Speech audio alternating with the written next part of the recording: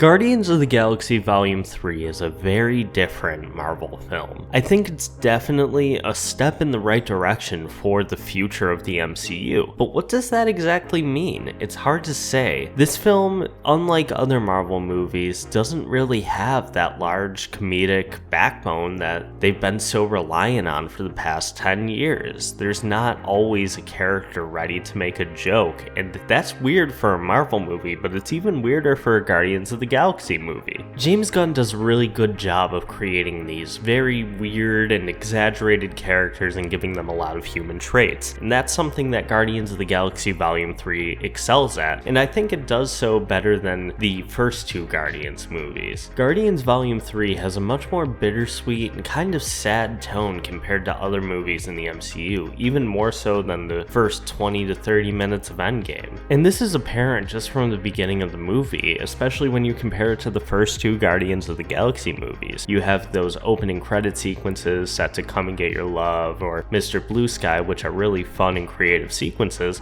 and in this film instead we get a very somber sequence with an acoustic version of Creep by Radiohead. It sets the tone for the movie pretty beautifully, and I think this is probably the most adult Marvel movie that's come out so far. And I don't mean that as far as like it being a dark movie or as a put down to the other Marvel movies. It just feels like what I thought Eternals was going to be, this drama with the comic book movie kind of being its setting. Now the big thing in this film is that this is the conclusion of the Guardians of the Galaxy trilogy. This is going to be the end of the road for a lot of these characters, and I actually think that it's a little bit more deserved than Avengers Endgame. As you'll see at the end, we are going to get certain characters popping up again, but the ones that we don't get have this very fulfilling ending. I think this might be my second favorite Guardians of the Galaxy movie. The second one is still top tier for me. It's one of my favorite Marvel movies in general. I don't want to tackle spoilers. I will just say I really enjoyed the movie and think it's worth a watch. Thank you for watching. Click on screen for another video, and we have a lot more Guardians of the Galaxy content to come.